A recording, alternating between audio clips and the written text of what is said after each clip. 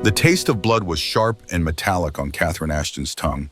She had bitten through her lower lip, trying not to scream, You trying cannot not to leave give me her like father the this. satisfaction It of is for hearing her your own break. good. Please do The not bedroom go. door was I have solid no oak, choice. locked from the outside, and her fists ached from pounding against it until her knuckles split and bled. Through the window, she could hear everything. Help me, please, the Ethan, crunch of Pat, help carriage me. wheels on gravel. They're coming, the see, don't murmur leave of me. arriving guests, their Leave, voices sir. bright with anticipation. The rustle of silk and satin as Boston's finest families gathered at Trinity Church for what they believed would be the wedding of the season.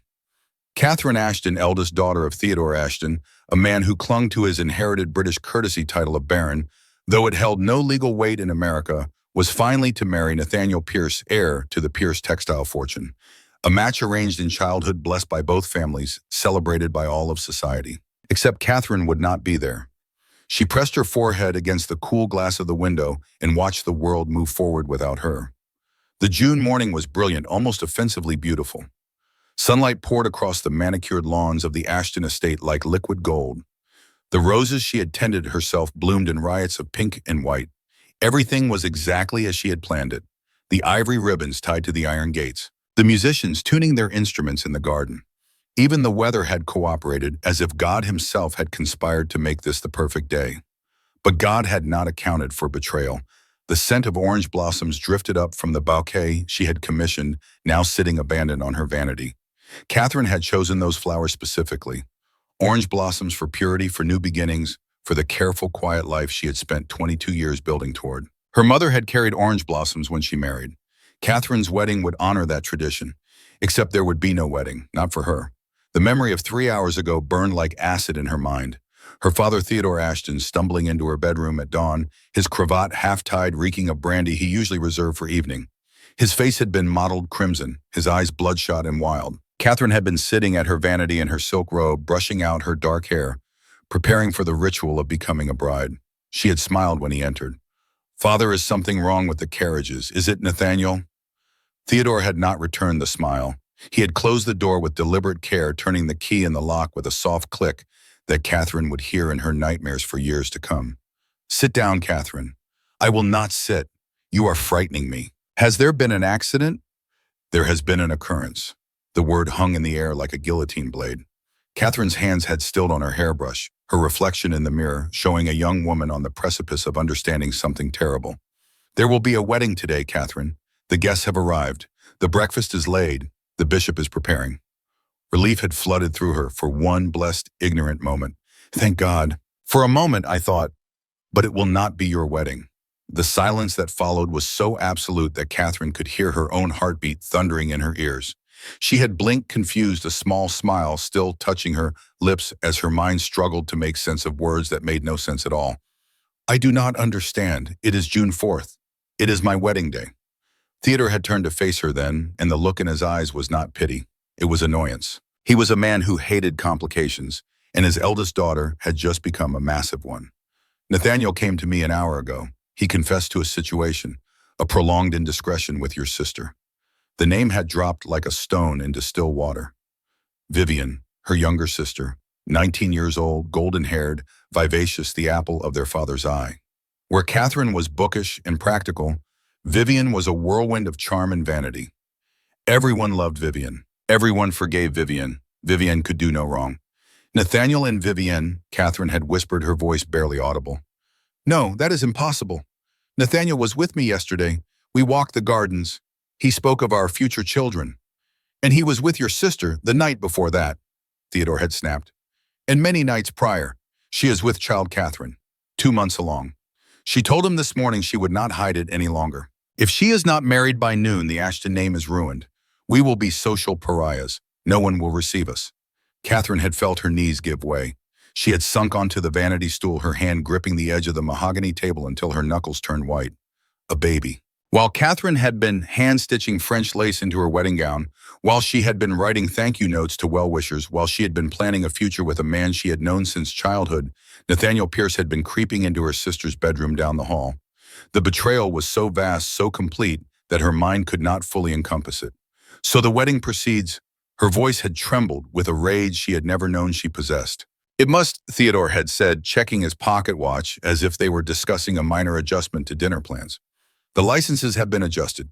The names are similar enough that the magistrate agreed to overlook the clerical error for a hefty donation to the church roof. You will not attend, of course. You will claim a migraine. We will say you took ill. And Vivian, out of the goodness of her heart, will step in to save the alliance between our families. The goodness of her heart.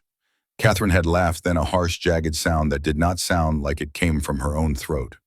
She stole my life, Father, and you are handing it to her on a silver platter. Theodore had slammed his hand against the doorframe with enough force to make the paintings rattle. I am saving this family from disgrace. Do you think I care about your broken heart?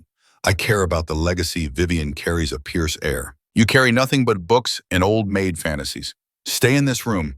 Do not show your face until the reception is over. He had left then, the lock clicking audibly from the outside, and Catherine had sat in the spreading dawn light, staring at the ivory wedding gown hanging in the corner like a ghost while the man she loved prepared to marry the sister she had raised.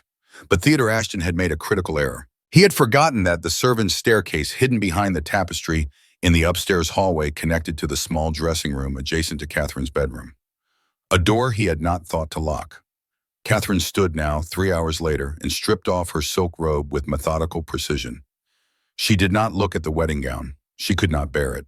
Instead, she reached for the gown hanging at the back of her wardrobe, a dress of severe midnight blue velvet, mourning clothes. Clothes for a living death she would not hide. She would go to the church. She would make them look her in the eye. Her hands were steady as she dressed.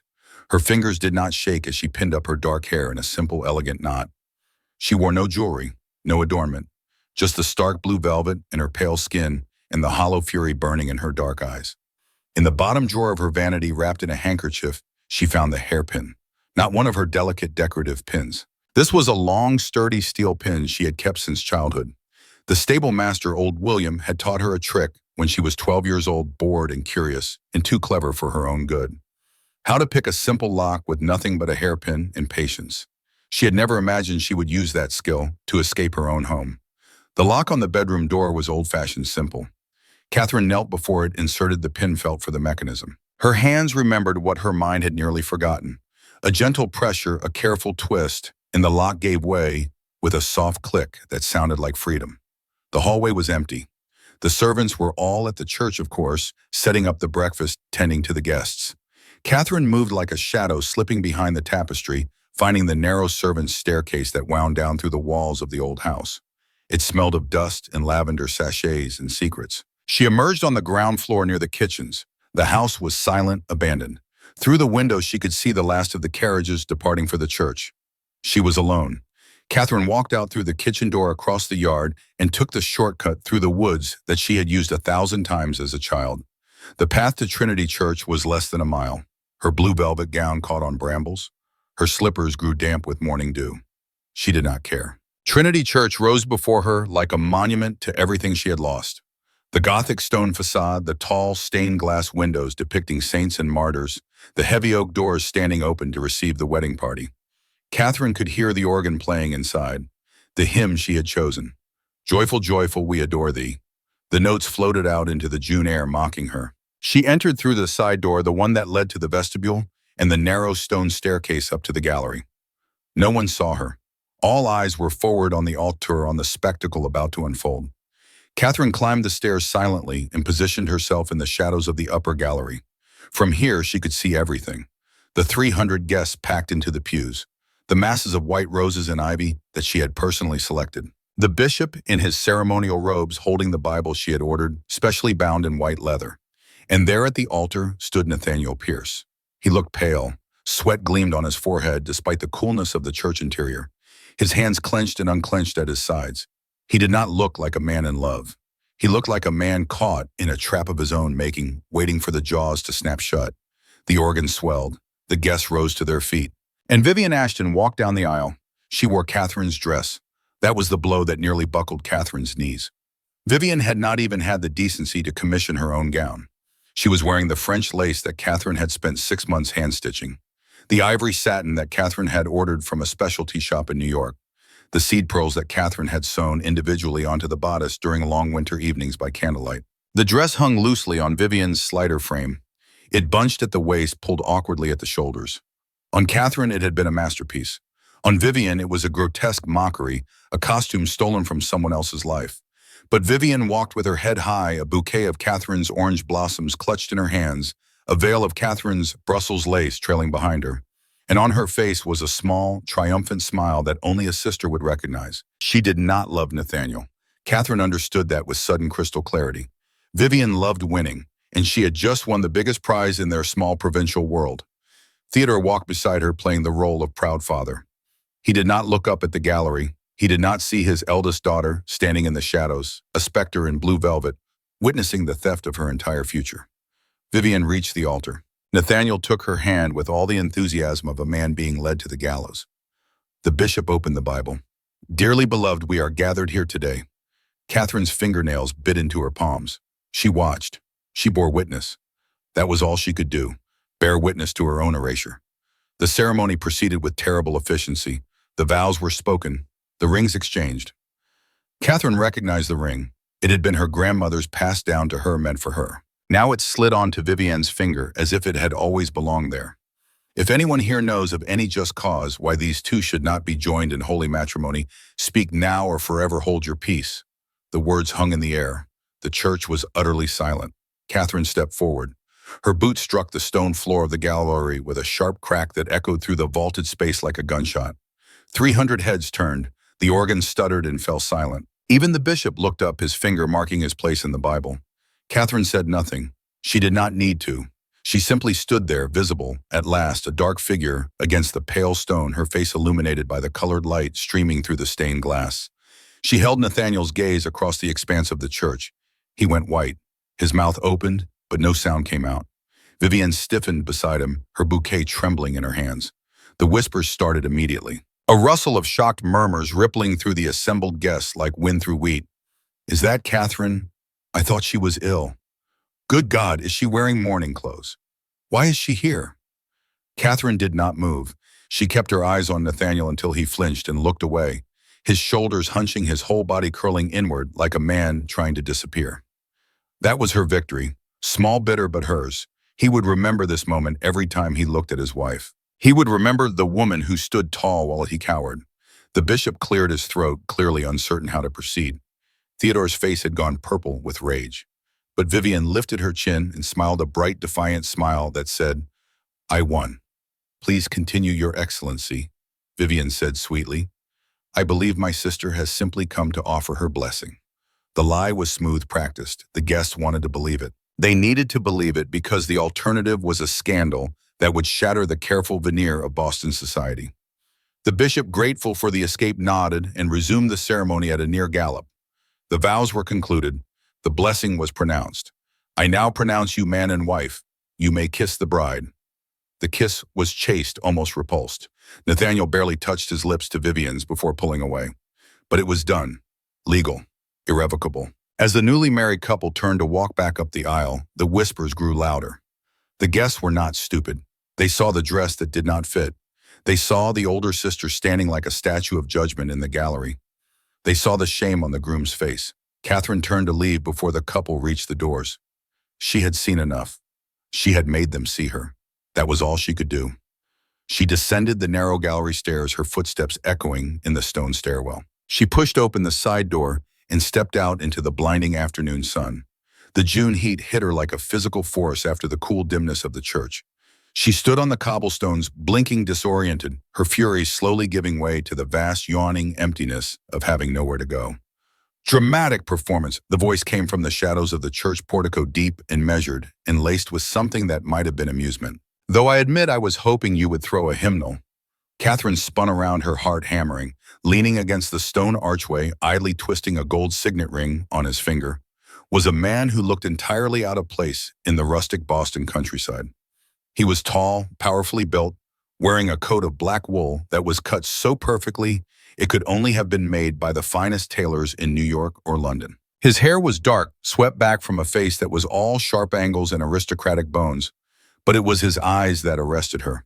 Steel gray, intelligent, and cold as a New England winter. She knew him by reputation, though they had never met. Everyone in Boston knew him.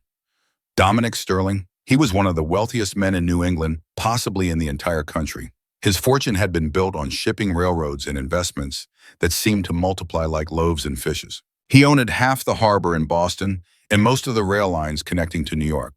He was 30 years old, unmarried, and utterly ruthless in business. Rumor said he had killed a man in a duel in Charleston. Rumor said he possessed a heart made of granite and ice. Catherine dropped into a curtsy that was mechanically perfect despite her shaking hands. "Mr. Sterling, I did not know you were in attendance." "I was not invited," he said, pushing off the wall and walking toward her with the predatory grace of a hunting cat. "I have an estate nearby, Sterling Hall. I rarely use it, but I heard there was to be a wedding and I do enjoy a good spectacle." "I am glad my humiliation provides you with entertainment," Catherine said, lifting her chin. She had nothing left to lose. She would not cower before a shipping magnate, no matter how wealthy or powerful he was. Dominic stopped a foot away from her. He smelled of sandalwood and tobacco, and something else, something indefinable that made Catherine's pulse quicken despite herself. He looked down at her, his expression unreadable. "Humiliation," he said softly. "Is that what you think this is? I saw a woman standing amidst the wreckage of her life without shedding a single tear. That is not humiliation, Miss Ashton. That is fortitude." Catherine stiffened. "You know my name. I make it my business to know everything that happens on my land, or near it. You are Catherine, the eldest daughter of Theodore Ashton. The responsible one. The one who manages the household accounts while your father drinks his brandy and gambles away what little remains of the family fortune. The one who was supposed to marry Nathaniel Pierce and salvage some scrap of respectability for the Ashton name." His knowledge was unsettling, invasive. Catherine felt exposed, as if he had peeled back her skin and examined her bones. "You are well informed, Mr. Sterling. And you are now without a prospect," he continued, his tone brutally matter-of-fact. "Your dowry was likely consumed to pay for that wedding breakfast inside. Your reputation will be tattered by the rumors spreading even as we speak.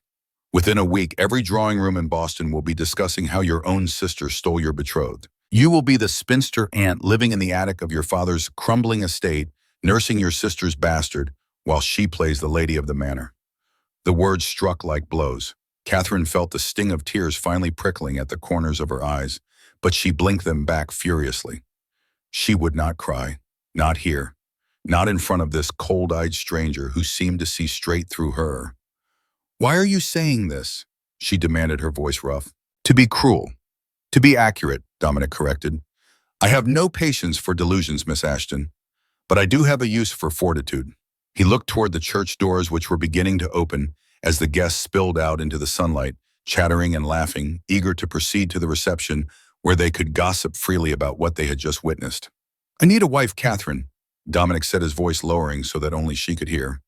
Catherine blinked. For a moment, she was certain she had misheard. "I beg your pardon. My grandmother, Eleanor Sterling, is persistent to the point of tyranny. She has threatened to cut off my access to certain family trusts if I do not marry by my 30th birthday, which is inconveniently in 3 weeks.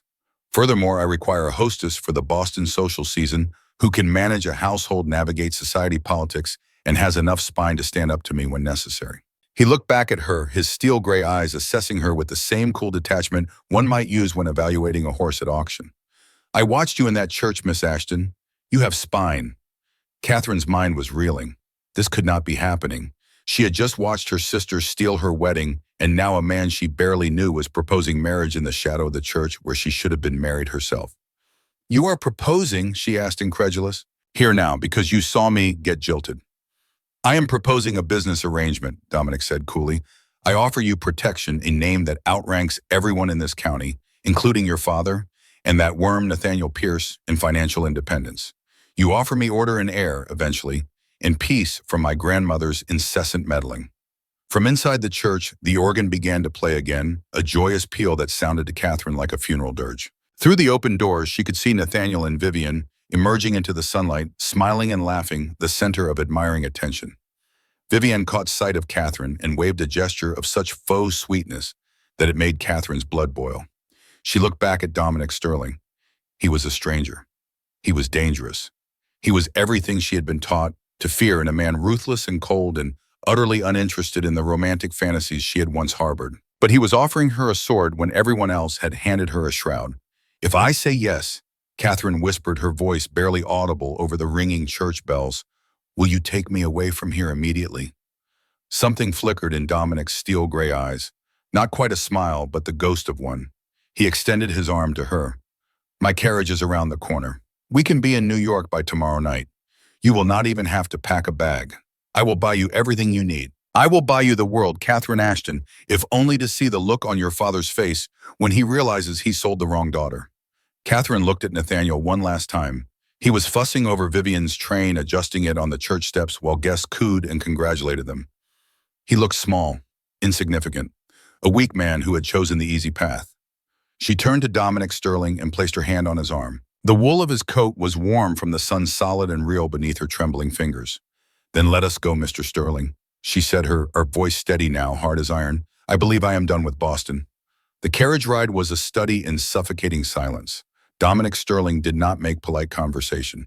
He did not attempt to comfort her or reassure her or ask if she was having second thoughts. Instead, he settled into the plush leather seat across from Catherine and immediately pulled out a sheaf of business papers which he proceeded to read with the focused intensity of a man who had already forgotten her presence entirely. Catherine sat with her hands folded in her lap, the midnight blue velvet of her dress stark against the cream-colored upholstery. She had no luggage, no maid, no trousseau. Nothing but the clothes on her back and the growing realization that she had just agreed to marry a man whose first name she barely knew. The countryside rolled past the window in a blur of green fields and white-painted fences. They were traveling north and east, away from the Ashton estate, away from Trinity Church, away from everything Catherine had ever known. The carriage was well-sprung and expensive, far more luxurious than anything the Ashton family could afford. It did not rattle or jolt. It simply glided forward with mechanical precision, carrying her toward a future she could not begin to imagine. She stole glances at her companion. Dominic sat with one leg crossed over the other, his posture relaxed but somehow still commanding. He made notes in the margins of his documents with graphite pencils, his handwriting small and precise. Once he frowned at something he read and made a sharp, violent slash across an entire paragraph. Catherine jumped at the sudden motion, but he did not notice. After an hour of silence, she finally spoke. Where are we going? New York, he said without looking up from his papers. I maintain a residence there. We will stay the night and be married tomorrow by a magistrate I know. Quiet, efficient, no spectacle. And then, and then we return to Boston, to Sterling Manor on Beacon Hill. That will be your home. I see. Another silence. Catherine watched the landscape change as they left Massachusetts and entered Connecticut. The sun climbed higher, then began its slow descent toward evening. They stopped once to change horses at a coaching inn, but Dominic did not invite her to step down or take refreshment. He simply waited in the carriage while the ostlers worked his attention, never wavering from his documents. Catherine felt a strange, icy calm settling over her. The worst had already happened. She had been erased by the people who were supposed to love her. Her father had locked her away like a shameful secret. Her sister had stolen her wedding dress, her groom, her entire future, and smiled while doing it. Nathaniel had betrayed her in the most intimate way possible. This man, this cold-eyed stranger sitting across from her, at least offered her the courtesy of a transaction where the terms were clear. He wanted a wife. She needed an escape. It was honest in its dishonesty if such a thing were possible. As the sun set and the carriage lamps were lit, casting flickering shadows across the interior, Catherine finally allowed herself to look directly at Dominic. Really look at him. He was handsome in a severe, uncompromising way. His face was all hard edges and sharp lines, as if carved from marble by a sculptor with no patience for softness. His jaw was strong, shadowed with the beginning of evening stubble. His mouth was firm, unsmiling, but it was his hands that fascinated her. They were large, capable hands, but marked with old calluses across the palms and fingers. Not the hands of a gentleman who had never worked. These were hands that had known labor, though what kind, she could not guess. You are staring, Miss Ashton, he said without looking up. Catherine did not apologize or look away. I am trying to understand the man I am about to marry. Understanding is not required, only compliance with the terms of our arrangement. And what are those terms? Precisely, you have told me what you expect, but you have not told me what I should expect from you. Now he did look up. His steel gray eyes met hers across the dim interior of the carriage, and Catherine felt the full force of his attention like a physical thing. It was unnerving and exhilarating in equal measure. You will have your own rooms at Sterling Manor, the Rose Suite. It is spacious and well-appointed. You will manage the household as you see fit. The staff answers to you in all domestic matters. You will have an allowance that exceeds your father's annual income. You will dress appropriately for your station. You will accompany me to social functions when required, and you will be civil and obedient in public. And in private? In private, we need not interact at all if you prefer. I keep late hours and am often away on business. You will have the run of the house and grounds. Read what you like, do as you please. I require only that you do not embarrass me or interfere with my affairs. In the matter of airs, Catherine forced herself to ask, her cheeks warming despite the darkness. That can be addressed when we are both ready. There is no immediate urgency. I am 30. You are 22. We have time. It was the most clinical discussion of marriage Catherine had ever heard. No mention of affection or companionship or any of the things she had once dreamed of. But then she was done with dreams. Dreams led to wedding dresses stolen by sisters and grooms who betrayed you in the night. Very well, she said quietly. I accept your terms. Good. He returned to his papers. They arrived in New York well past midnight. The city was dark and largely silent, only a few gas lamps burning in windows where late workers toiled or early risers prepared for the day ahead. The carriage rolled through narrow streets that smelled of salt water and coal smoke, and humanity pressed together in impossible density. Sterling's New York residence was a tall, narrow townhouse in a fashionable district. A sleepy footman opened the door, his eyes widening slightly at the sight of his employer arriving unannounced with an unknown woman in tow. Prepare the blue room for Miss Ashton, Dominic said, handing off his coat and hat. She will need a bath drawn and a meal sent up. And send word to Magistrate Holbrook that I require his services tomorrow at 10 o'clock. Yes, sir. Of course, sir. Catherine was shown to the blue room by a hastily awakened maid.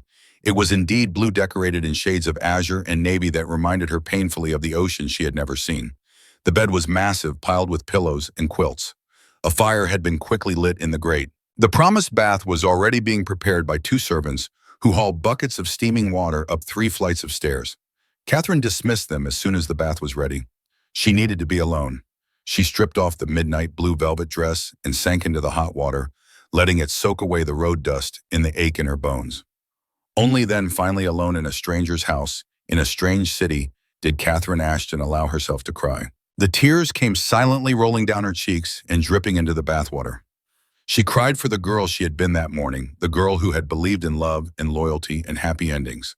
She cried for the wedding that would never happen, for the children she would never have with Nathaniel, for the sister she had lost to greed and vanity. But she did not cry for long. Tears were a luxury she could no longer afford. She had made her choice. She had chosen survival over despair, pragmatism over romance. Tomorrow she would marry a man she did not love, but she would do so with her eyes open and her spine straight. Catherine dried herself and put on the nightgown the maid had left folded on the bed. It was fine lawn, far nicer than anything she owned. She climbed into the massive bed and pulled the quilts up to her chin. The pillows smelled of lavender and strange soap. Sleep came eventually, restless and full of dreams, where she ran through endless corridors searching for a door that would not open. Morning came too soon. Catherine woke to find the maid had already brought a breakfast tray and laid out a traveling dress of gray wool that must have been procured sometime in the night. It fit her perfectly, which meant someone had taken her measurements while she slept. The thought was unsettling but not entirely surprising. Dominic Sterling was clearly a man who managed details with ruthless efficiency. At 10 o'clock precisely, Catherine stood in the parlor of the townhouse facing Magistrate Holbrook, a portly man with ink-stained fingers who looked like he had been roused from bed and promised a generous fee for his discretion. Dominic stood beside her in the same black coat he had worn the day before. He had shaved and changed his shirt, but otherwise looked exactly as he had at the church, immovable, unyielding. Do you, Dominic Alexander Sterling, take this woman to be your lawfully wedded wife? I do. And do you, Catherine Elizabeth Ashton, take this man to be your lawfully wedded husband? Catherine looked at Dominic. His face betrayed nothing, not eagerness, not affection, not even satisfaction. He simply stood there waiting for her answer with the patience of a man who had already calculated the outcome. I do, she said. The ring he slid onto her finger was heavy gold set with a single massive sapphire. It was cold against her skin, far too large for her slender hand. She would need to have it resized.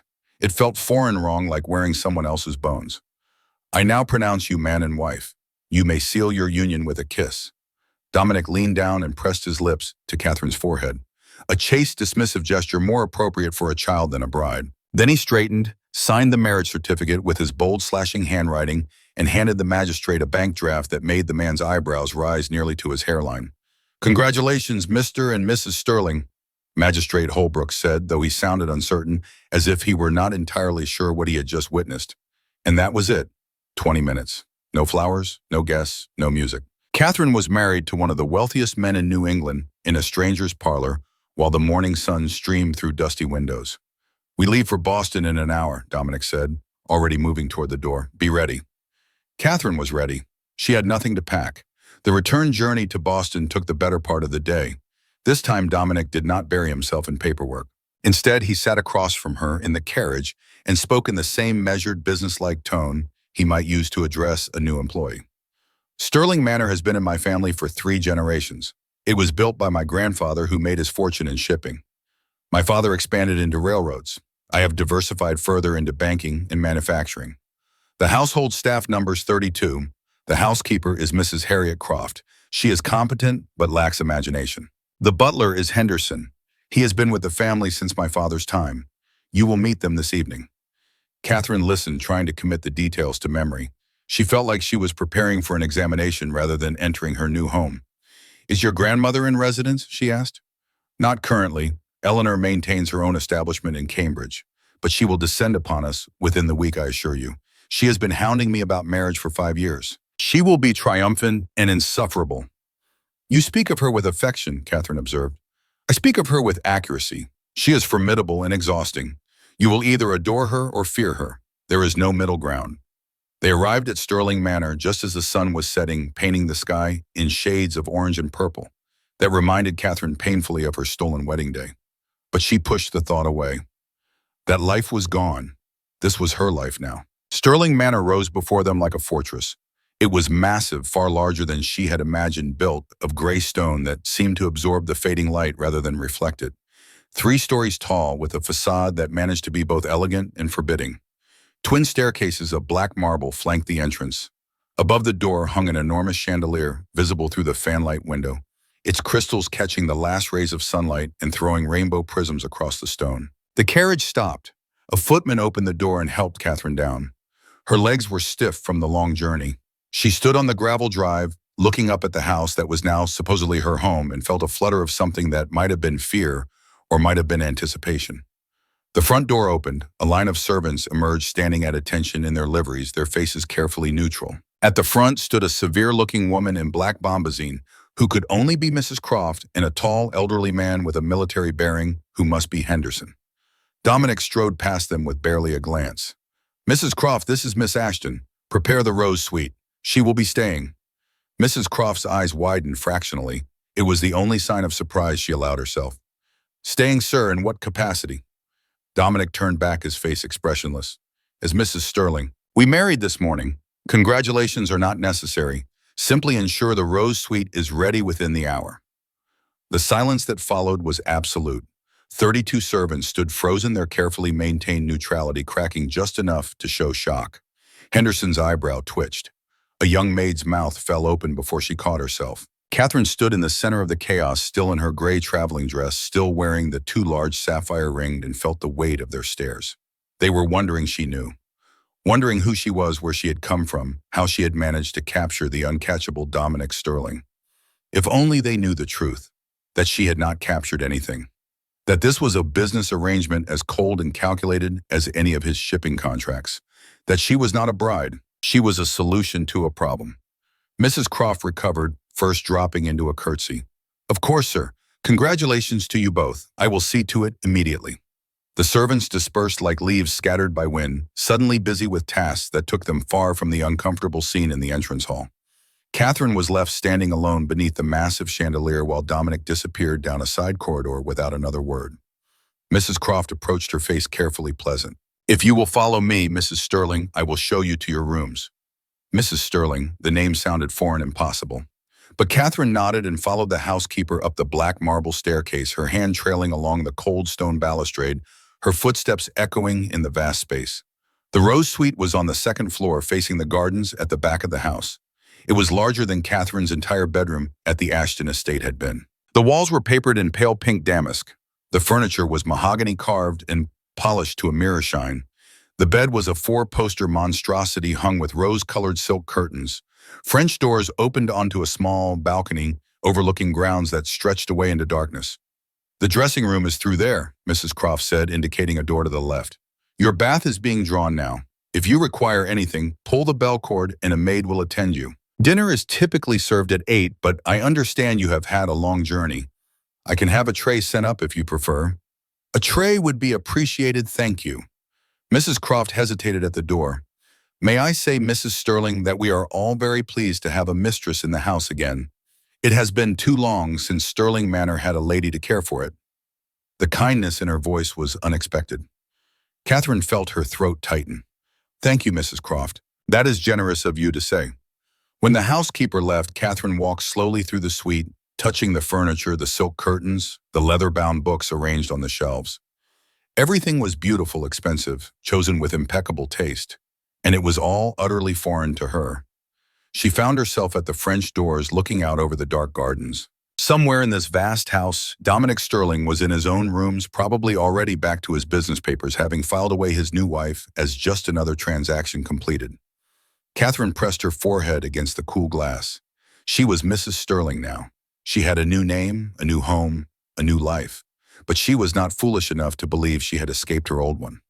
Somewhere in Boston, her father was probably just discovering she had fled. Vivian and Nathaniel were beginning their wedding night tangled in sheets that should have been Catherine's. The gossip was spreading like wildfire through drawing rooms and parlors. But Catherine was here, safe, protected by a name that outranked everyone who had heard her. It was not love, it was not happiness, but it was survival. And for now, that would have to be enough. The morning light crept through the French doors of the Rose Suite with an insistence that Catherine could not ignore. She had barely slept. Every sound in the unfamiliar house had startled her awake, the creak of floorboards, the distant chime of a clock, the whisper of servants moving through hallways she could not yet navigate. This was her home now, this vast stone fortress filled with strangers and shadows, and she had no idea how to inhabit it. A soft knock interrupted her thoughts. Mrs. Sterling, may I enter? Catherine sat up, pulling the coverlet around her shoulders. Yes, come in. A young maid entered, carrying a breakfast tray. She was perhaps 16, with red hair tucked beneath a crisp white cap and freckles dusting her nose. She bobbed a curtsy that nearly upset the teapot. Good morning, ma'am. I'm Lucy. Mrs. Croft assigned me to attend you. I brought your breakfast, and there are fresh clothes laid out in the dressing room. Mr. Sterling said to tell you he'll be in his study until noon if you require anything. Thank you, Lucy. Catherine watched the girl set down the tray with trembling hands. Have you worked here long? 3 years, ma'am, since I was 13. And do you like it here at Sterling Manor? Lucy blinked, surprised by the question. Oh, yes, ma'am. Mr. Sterling pays fair wages and Mrs. Croft runs a good household. It's just... She trailed off, biting her lip. Just what? It's been awful quiet, ma'am, lonely-like. Mr. Sterling keeps to himself, and there's been no mistress since his mother passed 8 years ago. The house needs life in it again, if you don't mind my saying so. Catherine did not mind. If anything, it gave her something to hold on to, a purpose beyond simply existing in rooms she did not know how to fill. After Lucy left, Catherine forced herself to eat the breakfast and dress in the clothes that had been provided. Another perfectly fitted ensemble, this one a morning dress of soft lavender wool. Someone in this household was alarmingly efficient at procuring her wardrobe.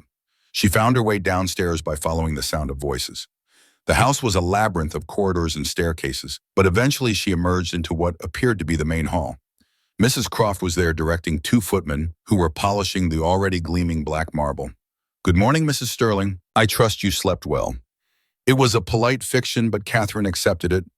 Well enough, thank you. I wonder if you might show me the house. I am afraid I will get lost if I try to navigate it alone. Something softened in Mrs. Croft's stern expression. Of course, ma'am. I would be honored. The tour took the better part of 2 hours. Sterling Manor was even larger than Catherine had realized. There were drawing rooms and parlors, a library that stretched 2 stories high and contained more books than Catherine had seen in her entire life, a dining room that could seat 40, a music room with a pianoforte that looked like it had never been played, and countless bedrooms in various states of readiness or disuse. Mr. Sterling's late mother was very fond of entertaining, Mrs. Croft explained, as they walked through a ballroom draped in holland covers. But after she passed Mr. Sterling shut up most of the house. He keeps to his study and his bedroom. The rest gathers dust. That seems a terrible waste, Catherine had said quietly, running her hand along a covered chair. Indeed, ma'am. but it is not my place to say so. They descended to the kitchens where Catherine met the cook, a formidable woman named Mrs. Pierce, who ruled her domain with military precision. Then to the wine cellar where the butler Henderson kept meticulous records in a leather-bound ledger. Catherine glanced at the pages and felt her heart sink. The records were chaotic entries, crossed out and rewritten dates that did not match up quantities that made no sense. "Mr. Henderson, may I?" She gestured to the ledger. The butler looked uncertain but handed it over. Catherine flipped through the pages, her practiced eye immediately catching the discrepancies. She had been managing the Ashton household accounts since she was 15, after her mother died and her father proved utterly incapable of basic arithmetic. "You have been overcharged for these vintages," she said, pointing to 3 separate entries, "and this merchant has billed you twice for the same delivery. See here, the dates match, but the quantities differ." Henderson's face flushed. I did not notice, ma'am. Mr. Sterling never questions the accounts, because he trusts you to manage them honestly, but these merchants are taking advantage of that trust."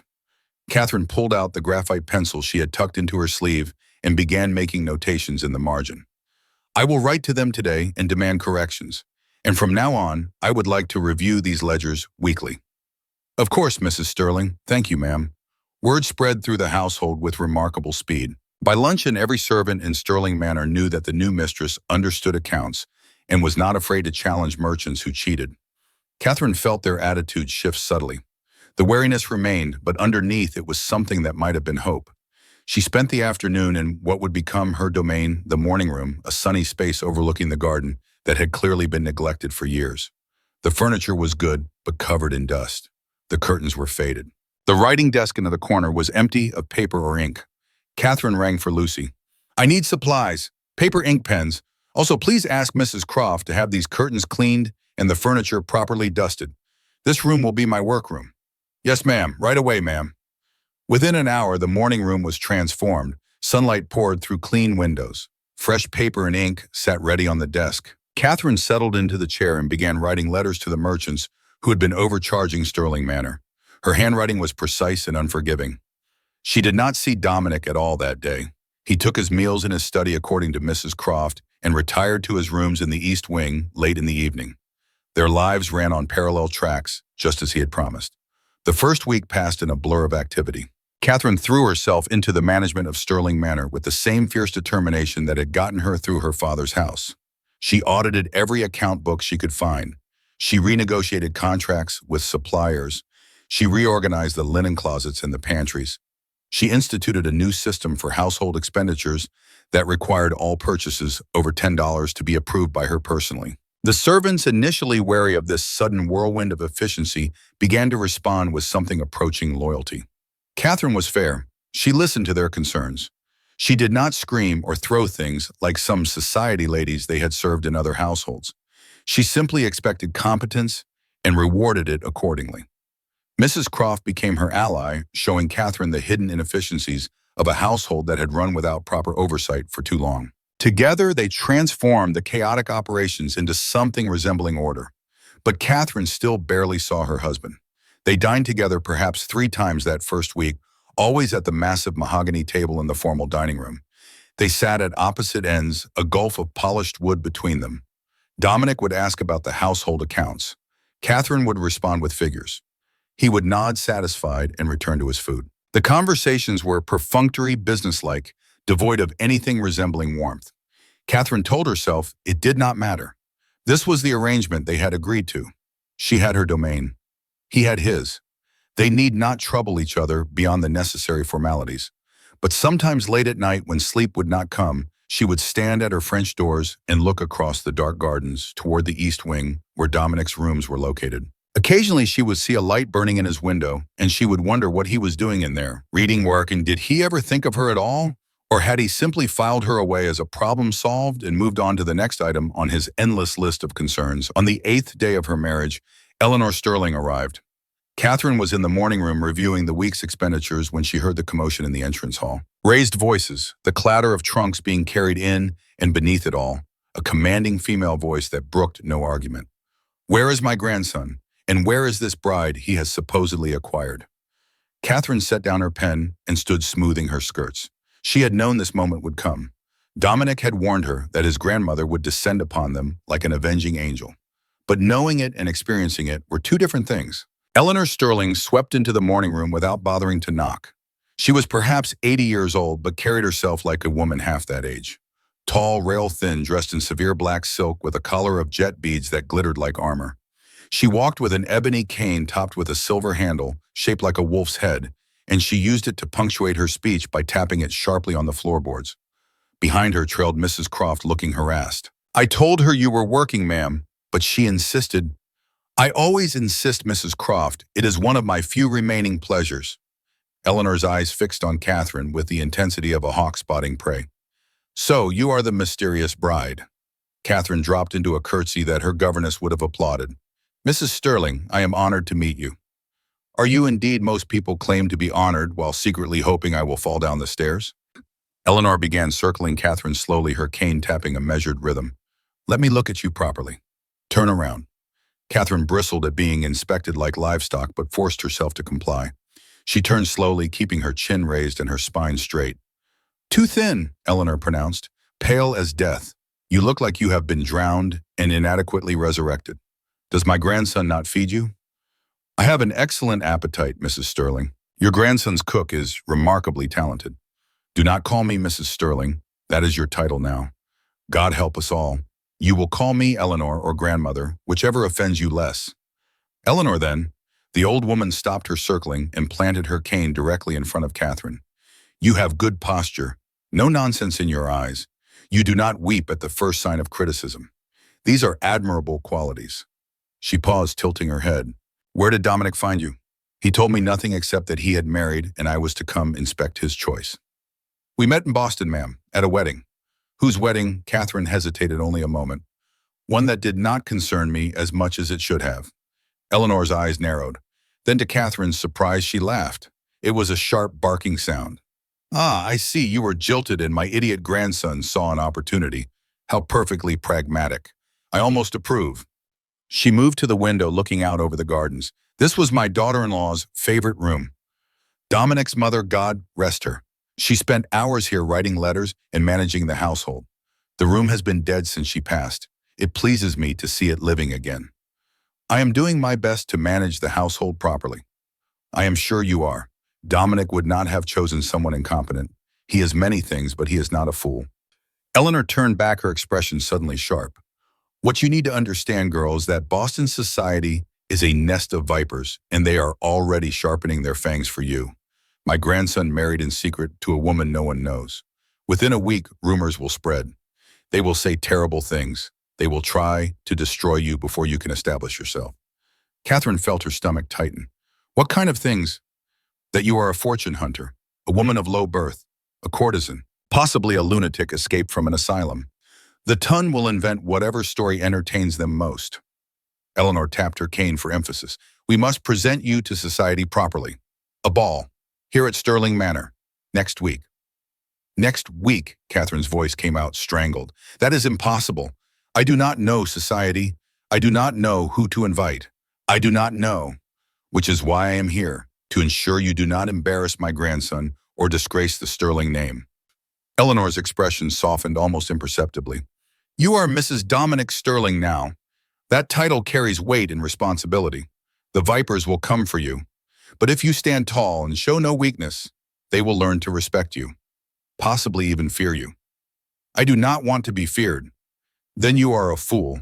Fear is far more useful than love in society. Love is fickle. Fear is permanent." Eleanor moved toward the door. "I will stay here until after the ball. Mrs. Croft will prepare the Blue Guest suite for me. Tomorrow we begin your education. You will learn who matters in Boston, who can be safely ignored, and who must be handled with extreme caution. You will learn how to dress, how to speak, and how to cut someone dead with a single glance." She paused at the threshold and looked back. "One more thing, Catherine. May I call you Catherine?" "Of course." "Do you love my grandson?" The question struck like a physical blow. Catherine's mouth opened, but no sound came out. Eleanor waved a dismissive hand. "Do not bother answering. I can see that you do not." "Good. Love makes women stupid and men violent. Far better to build a marriage on mutual respect and clear expectations. If affection grows later, consider it a pleasant surprise. But do not expect it and do not mourn its absence." Then she was gone, the tap of her cane fading down the corridor. Catherine sank back into her chair, her heart racing. A ball. Next week. She would be put on display before all of Boston society, examined and judged, and quite possibly found wanting. She had thought the worst was behind her. She had thought surviving her sister's betrayal and agreeing to marry a stranger was the hardest thing she would ever do. She had been wrong. The next 7 days were a whirlwind that left Catherine dizzy and exhausted. Eleanor Sterling was a relentless instructor. She appeared each morning at 1 o'clock sharp and did not release Catherine until well past dinner. "You must know the hierarchy," Eleanor declared, spreading out what appeared to be a hand-drawn map of Boston society on the morning room table. "Here at the top are the Cabots and the Lodges, old money, old power. You curtsy to them but do not grovel.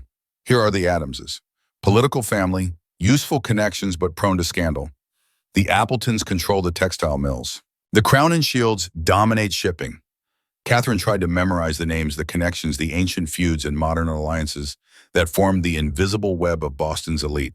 "And here," Eleanor said, tapping a name at the edge of the map with her cane, "is Lady Caroline Finch, beautiful, ambitious, and utterly convinced that she would marry Dominic.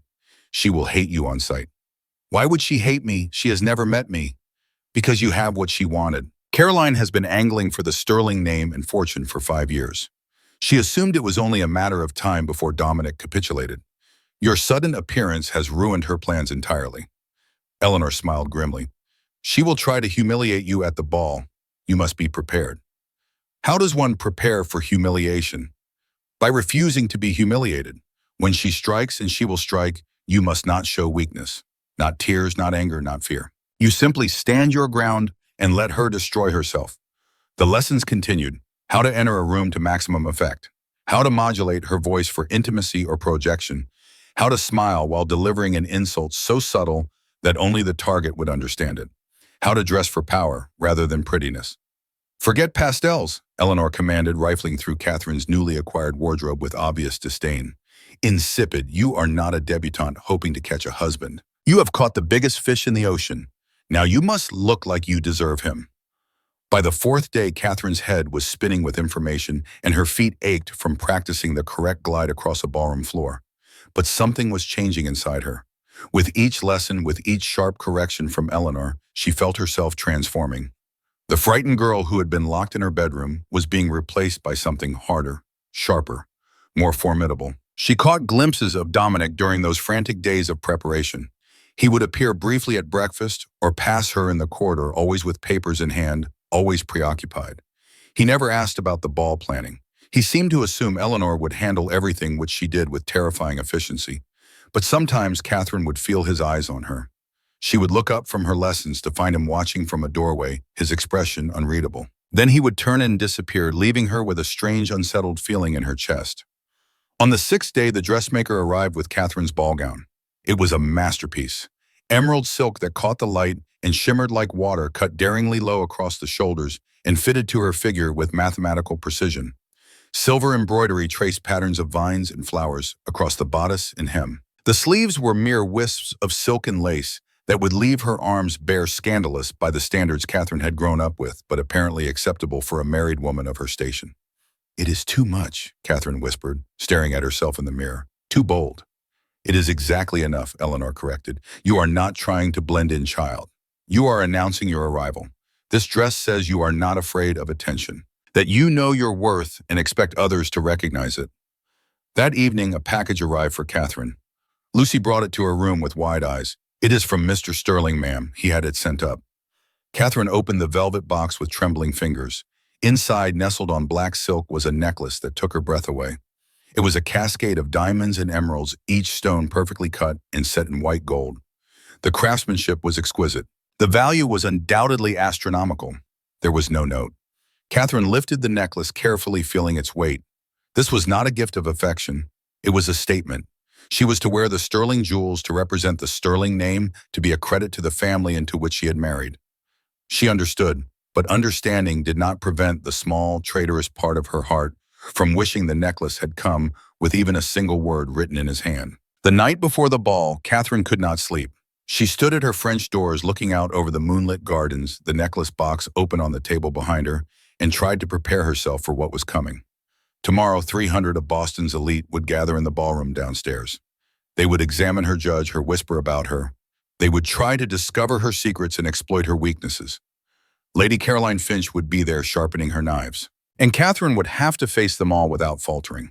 She heard the soft click of a door opening and turned to find Dominic standing in the doorway that connected her suite to the hallway. He was in shirt sleeves, his cravat loosened, looking more human than she had ever seen him. "I saw your light burning," he said quietly. "Are you unwell?" "No, I could not sleep."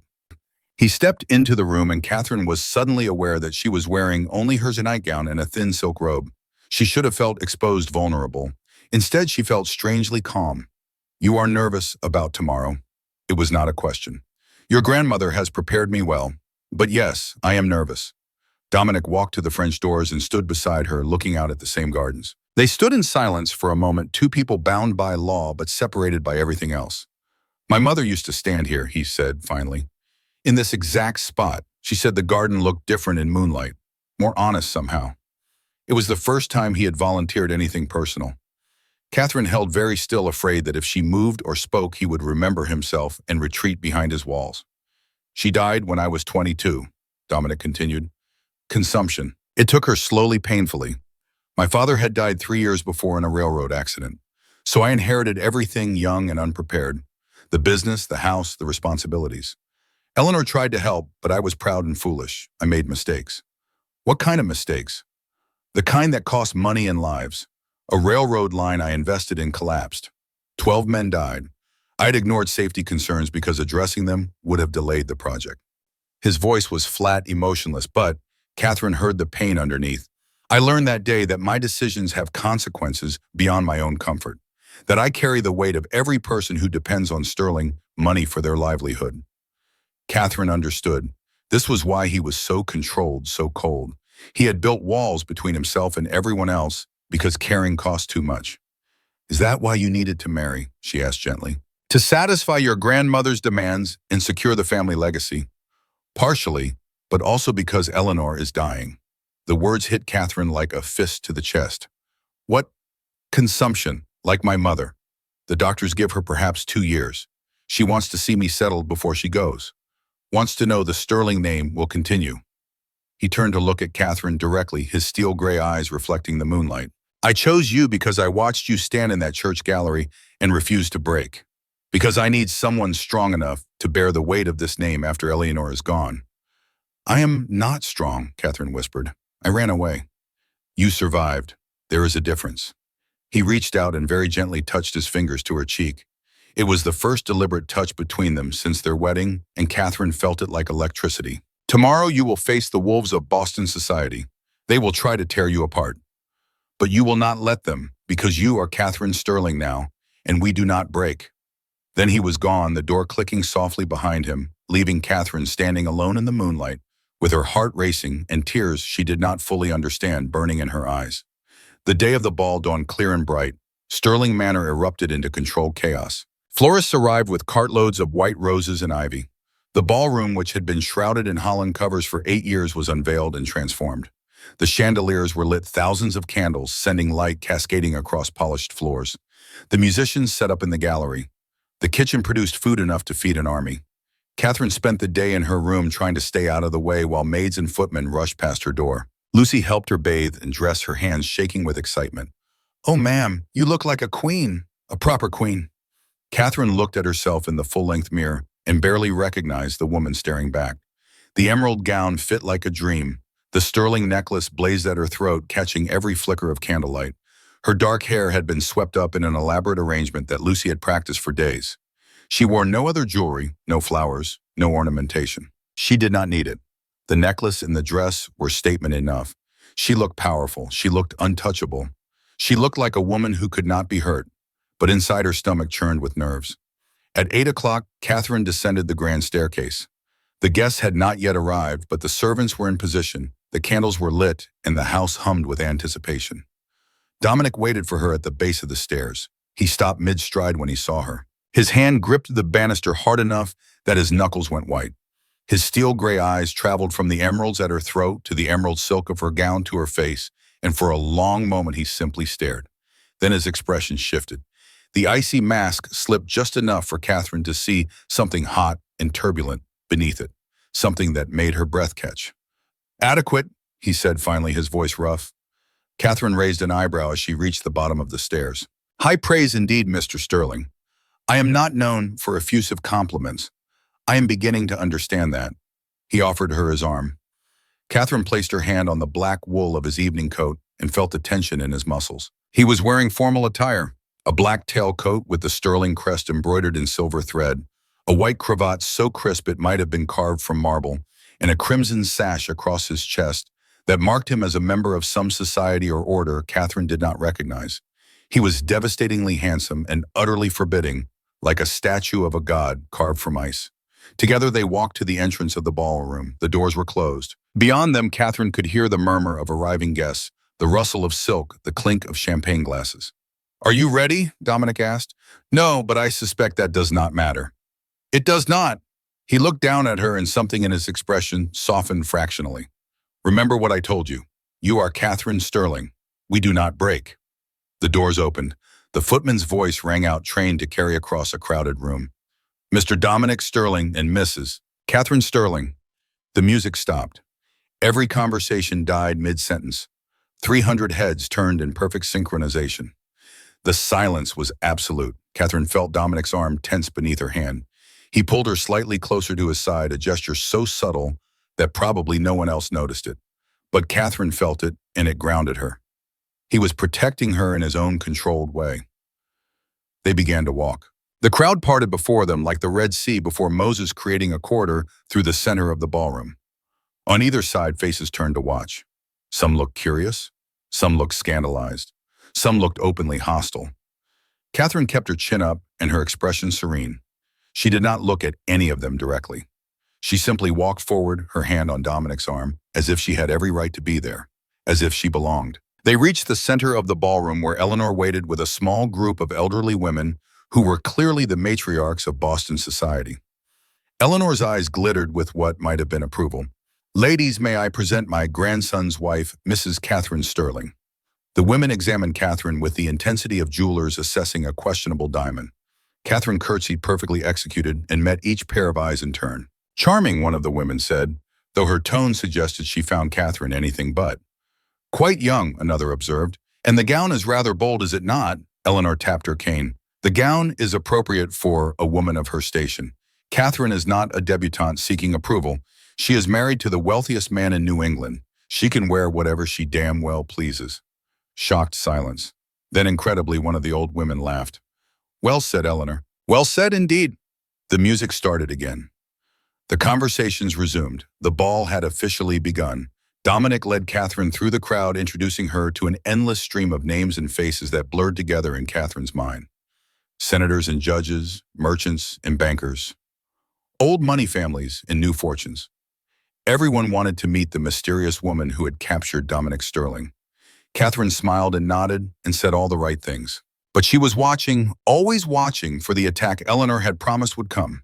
It came near the champagne fountain. Catherine had excused herself from a tedious conversation with the banker's wife and retreated to the edge of the ballroom for a moment of air. She was studying the elaborate ice sculpture of a swan when a voice like poisoned honey spoke behind her. "My dear, whatever are you doing hiding over here? It is all just too overwhelming for a country mouse, is it not?" Catherine turned slowly. The woman before her was a vision in rose-pink silk with golden curls and china blue eyes, and a smile that did not reach those eyes at all. Lady Caroline Finch.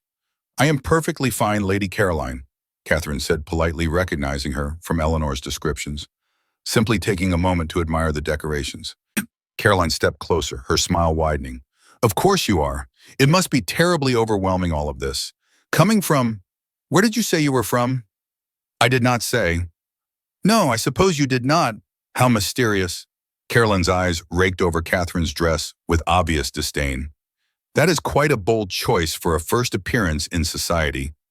Most new brides prefer something more modest. But then I suppose when one is trying to make an impression, subtlety is not the priority." Catherine felt her jaw tighten but kept her expression neutral. "I am grateful for your fashion advice, Lady Caroline, though I confess I am satisfied with my choice." "Are you how confident?" Caroline moved even closer, lowering her voice to a conspiratorial whisper that was still loud enough for the dozen people nearby to overhear. "You know, everyone is talking about you, about how very sudden it all was. Mr. Sterling, who has resisted marriage for so long, suddenly appears with a wife no one knows. It has led to the most fascinating speculation." "Has it indeed?" "Oh, yes. Some say you must be a fortune hunter who entrapped him somehow. Others suggest perhaps you are in a delicate condition and he was forced to do the honorable thing." Caroline's smile was razor sharp now. "And then there are those who whisper that perhaps you came from more common circumstances, that Mr. Sterling found you in some establishment of ill repute and decided to make an honest woman of you out of pity." The words were designed to wound, to humiliate, to make Catherine crumble. Around them, the conversations had quieted. People were listening, waiting to see how the new Mrs. Sterling would respond to this very public attack. Catherine felt rage building in her chest, hot and fierce. But Eleanor's words echoed in her mind, "Do not show weakness. Stand your ground." Before Catherine could formulate a response, the temperature in the ballroom seemed to drop 10 degrees. Dominic appeared at her side so suddenly that Caroline actually flinched.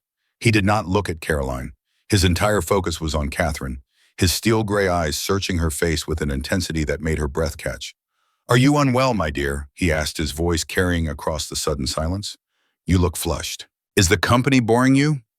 Then with deliberate slowness, he reached out and let his gloved knuckles graze Catherine's cheek in a gesture so intimate, so possessive that gasps rippled through the watching crowd.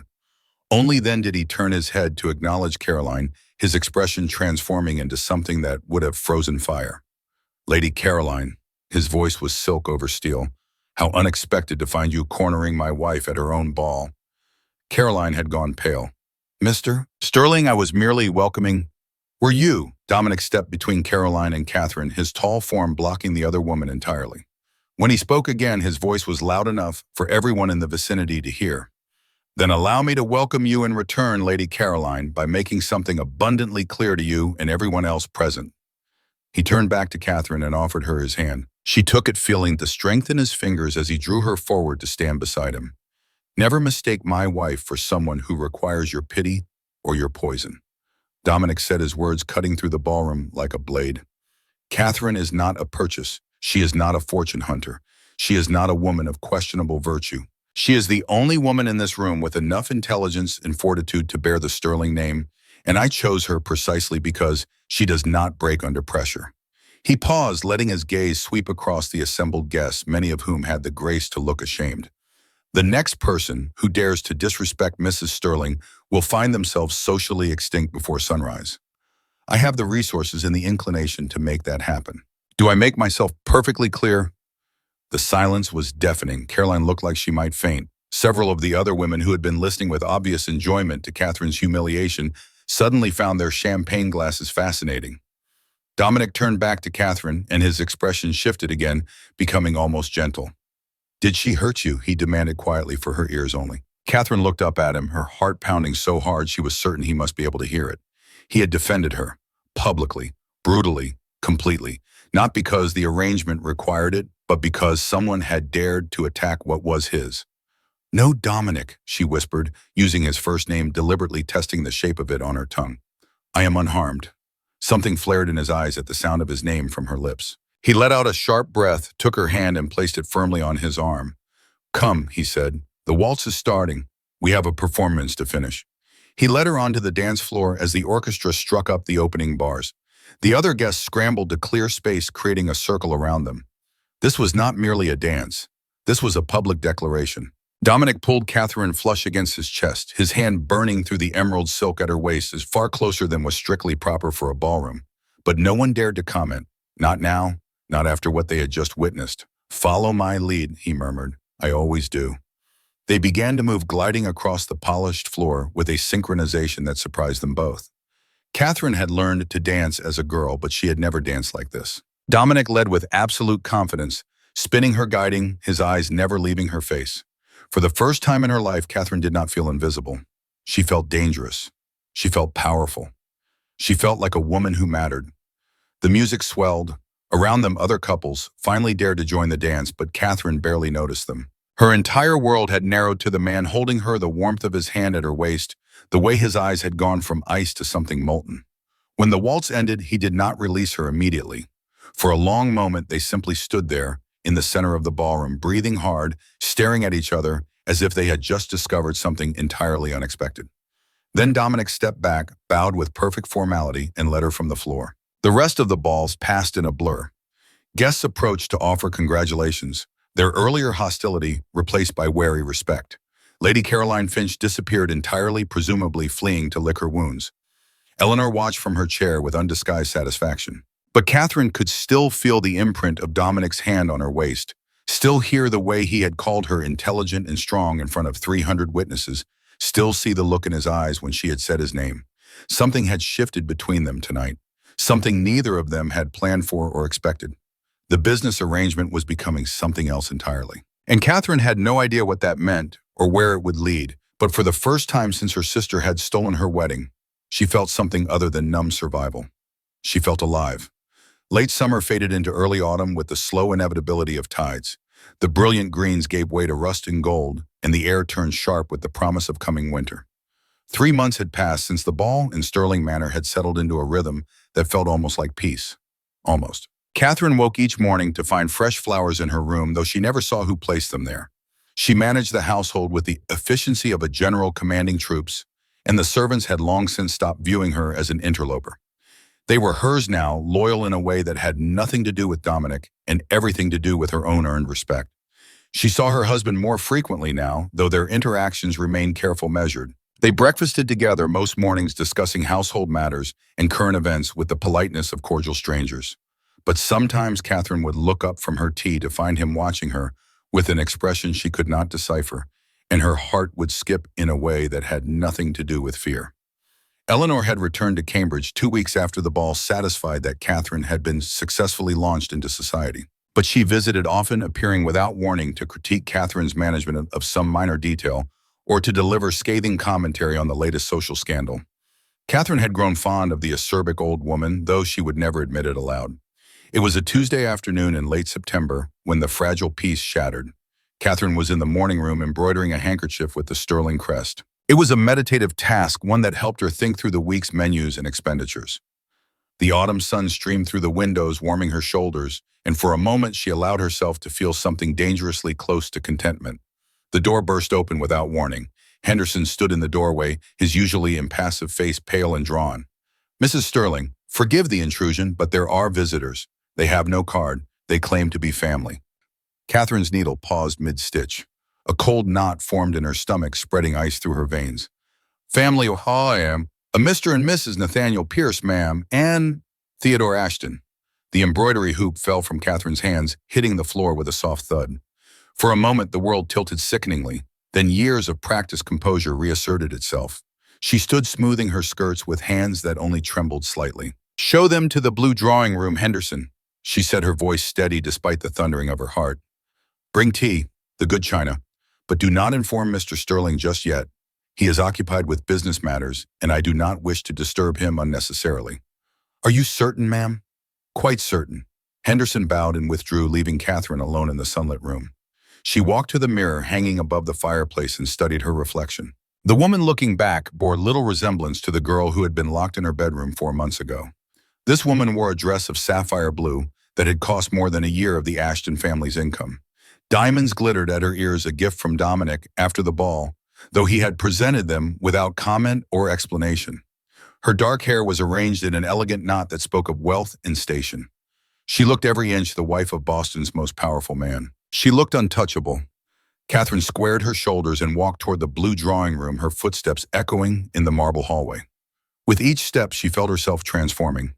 The frightened girl fell away like a discarded skin, replaced by something harder, sharper, forged in the fires of betrayal and tempered by 3 months of learning to wield power.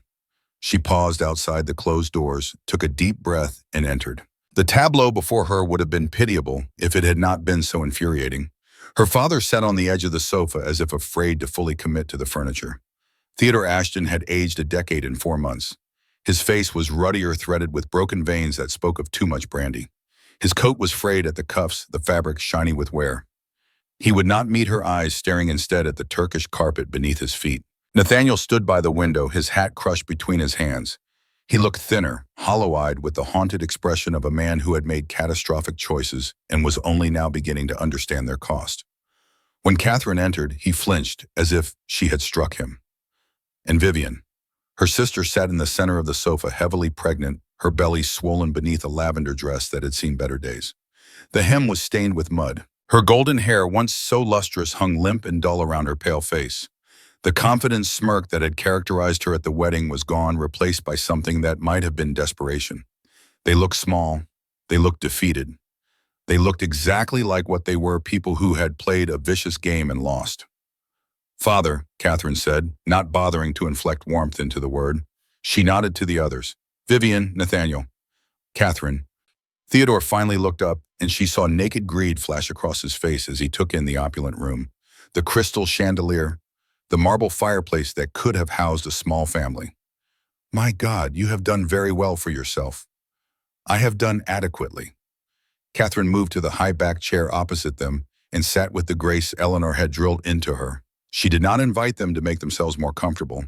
They had already taken that liberty. "To what do I owe this unexpected visit?" Vivian burst into tears with the dramatic flair of an actress who had rehearsed her performance. "Catherine, we did not know where else to go. Boston is so expensive, and the inn was dreadful, and Nathaniel has had a run of bad luck." Theodore interrupted, his face reddening as he glared at his son-in-law. "Through no fault of his own, of course." Catherine raised an eyebrow. "Bad luck or bad judgment?" Nathaniel flushed crimson. "The harvest failed, Catherine, and there were investments. I thought I could double Vivian's dowry on the commodities exchange, but the market turned, and you gambled it away," Catherine translated flatly. "Every penny of my sister's dowry thrown away on speculation you did not understand." "It was not gambling," Nathaniel protested weakly. "I had assurances from men who knew how to separate fools from their money." Catherine's voice was cold, surgical. "What else have you lost?" Silence fell like a shroud. Theodore studied his hands. Vivian sobbed quietly. Nathaniel looked like he might be sick. "Everything," Vivian finally whispered. "The harvest failed, and Nathaniel cannot pay the workers. The bank is threatening to foreclose on the Pierce estate. We have debts throughout Boston. We are ruined, Catherine. Completely ruined. They are going to take the house. We will be on the streets." She looked up at Catherine with red-rimmed eyes, and for a moment Catherine saw the little girl who had once followed her around the Ashton estate demanding to be included in her older sister's games. But that girl was gone, replaced by a woman who had stolen and schemed and now came begging for scraps. "You must help us," Vivian continued, her voice taking on a wheedling tone. "You are our family. You have married so well. Mr. Sterling has millions. Just a small loan would save us. $5,000 would settle our most pressing debts and give us time to recover." Catherine looked at her sister, at the girl who had smirked at her from the altar while wearing her dress, the girl who had not spared a single thought for the life she was destroying. And Catherine felt nothing. No rage, no pain, no satisfaction. Just a cold, clear understanding of exactly who these people were and what they deserved. "You want my husband's money," she said quietly. "The husband you mocked, the marriage you pitied."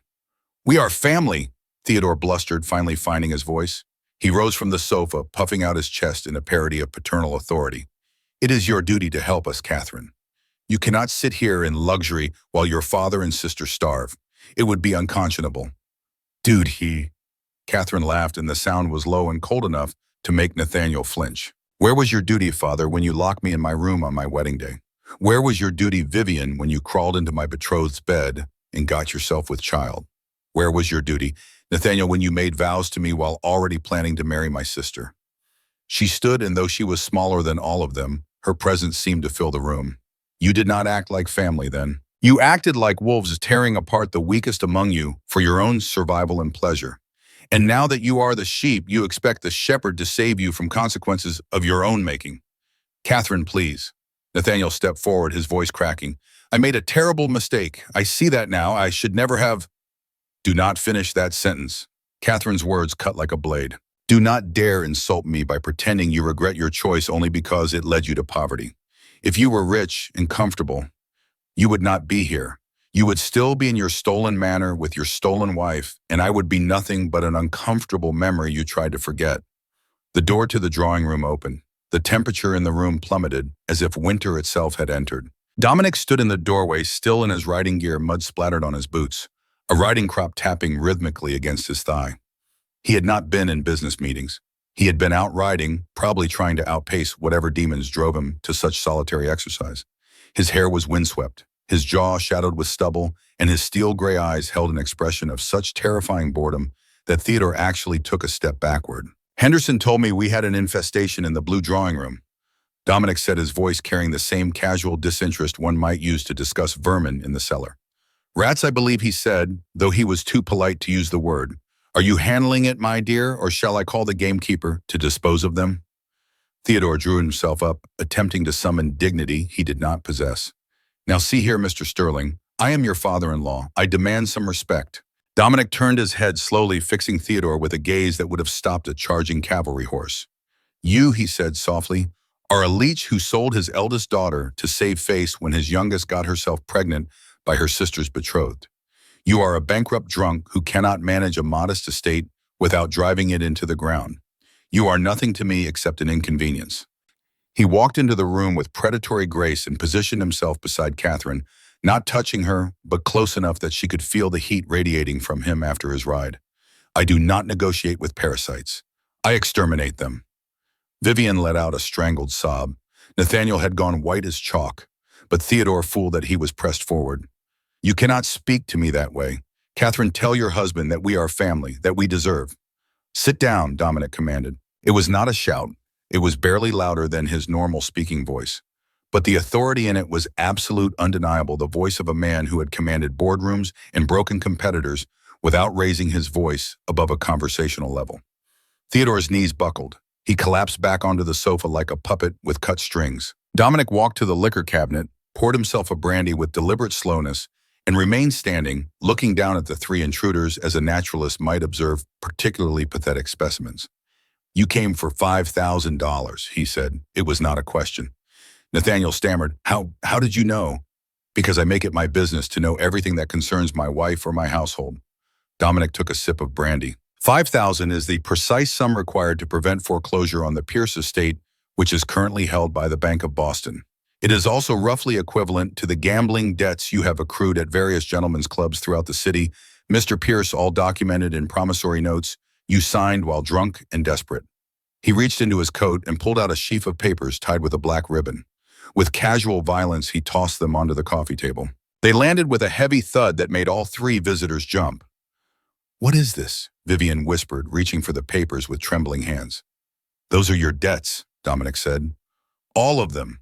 The mortgage on the Pierce estate, the liens on Theodore Ashton's lands, which have been quietly sold off piece by piece to pay for his brandy habit, the gambling markers from every club that was foolish enough to extend you credit, Mr. Pierce, every penny you owe to every creditor in New England." Catherine stared at her husband. "Dominic, you paid them?" "I bought them," he corrected, looking at her with an intensity that made her breath catch. 2 weeks ago, before they came here. I knew they would come eventually. Desperation makes people predictable." He turned back to the Ashtons, and his expression hardened into something carved from granite. "Technically, I could have all three of you thrown into debtor's prison this afternoon. You, Mr. Pierce, would be there for a minimum of 10 years. You, Theodore, would die there given your age and health. And you, Mrs. Pierce, would give birth in a cell and watch your child grow up behind bars." Vivian's sobs became hysterical. Theodore had gone gray. Nathaniel looked like he might faint. "I have the legal right to destroy you completely," Dominic continued in that same terrifyingly calm voice, "to strip you of your titles, your homes, your freedom, to leave you with absolutely nothing." He walked over to Catherine and held out his hand.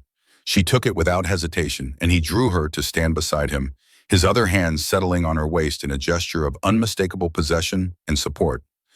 "However," he said, his voice dropping to something almost gentle, "I am not the one who will decide your fate."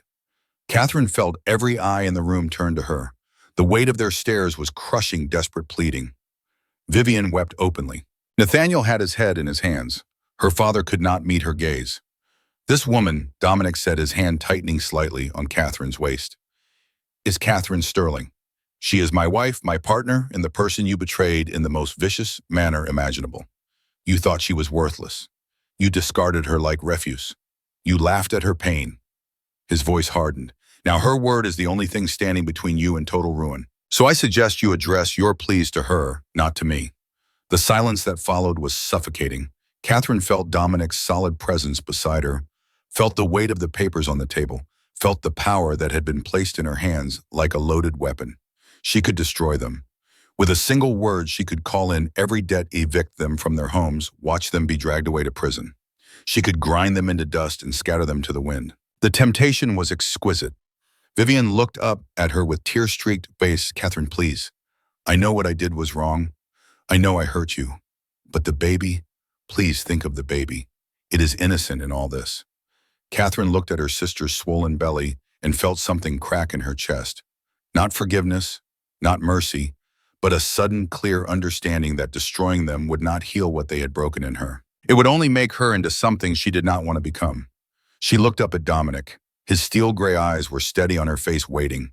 He had given her this power, but he would not tell her how to use it. The choice was entirely hers. Catherine took a deep breath and picked up the papers from the table. The weight of them was substantial, thick parchment documenting years of poor choices and mounting desperation. "I will not destroy you," she said quietly. Vivian sobbed in relief. "Oh, thank God. Thank you, Catherine. Thank you so much." "I said I am not finished." Catherine's voice cut through her sister's gratitude like a knife. The room fell silent again. She looked at Dominic. "Keep the debts." Nathaniel looked confused, his face blotchy with tears. But you just said..." "I said I will not destroy you. I did not say I would free you." Catherine turned to face them fully, and she felt Eleanor's lessons clicking into place, felt the steel of the Sterling name settling into her bones. "My husband will retain ownership of all your debts. You will return to Boston and the Pierce estate. You will work the land. You will live modestly within your means, without luxury or excess." She moved closer, her voice hardening with each word. "Every quarter you will send detailed accounts to me. Every penny earned, every penny spent. If I see a single dollar wasted on gambling, on new dresses you do not need, on brandy you cannot afford, then, and only then, will I call in the debt in full." Theodore's face had gone purple. "You cannot..." "I can," Catherine said flatly, "and I will. You are not free. You are on parole. You will live on my mercy now, and that mercy is conditional on your good behavior." She leaned forward, her eyes locking with her father's. "You are not my family. You sold that right when you locked me in my room and handed my life to my sister. But I am not cruel enough to see you starve or imprisoned. I am simply ensuring that you learn what I learned, that survival requires work, sacrifice, and humility." She straightened, turning to Nathaniel.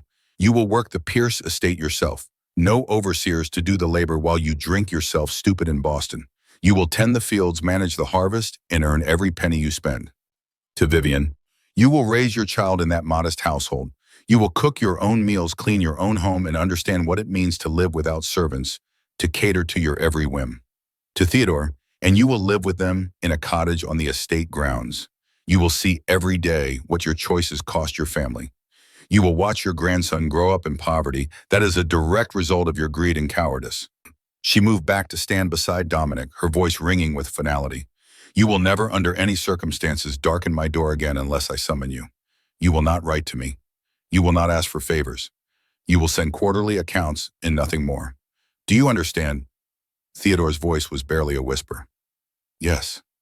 "Yes, what?" His jaw worked, humiliation and rage warring on his face. "Yes, Mrs. Sterling." "Good." Catherine nodded to Henderson, who had appeared silently in the doorway. "Please show these visitors out. Ensure they have transportation back to their inn." They fled. There was no other word for it. Theodore shuffled out without meeting her eyes. Nathaniel practically ran, still clutching his ruined hat. Vivian paused at the threshold, looking back with something that might have been remorse or might have been resentment. Catherine could not tell, and found she did not care. When the door clicked shut behind them, the silence in the blue drawing room was absolute. Catherine stood very still, trembling slightly, as the adrenaline that had sustained her through the confrontation began to ebb. She had done it. She had faced them, judged them, and chosen a path that was neither cruelty nor weakness, but something in between. She felt Dominic move behind her. His arms came around her waist, pulling her back against his chest with a gentleness that contrasted sharply with the violence he had shown moments before. He rested his chin on the top of her head, and Catherine could feel his heartbeat against her spine, strong and steady. "Magnificent," he whispered into her hair. Catherine turned in his arms to face him. His steel gray eyes were blazing with something she had never seen before. Pride, certainly. But underneath it was something hotter, something that made her pulse race. "You bought their debts," she said, her voice shaking slightly. "Weeks ago, before they even came here. That must have cost a fortune." "It was a small price to pay," Dominic said, his hand coming up to cup her face with surprising tenderness. "For what? For this. For watching you stand tall and claim the justice you deserved.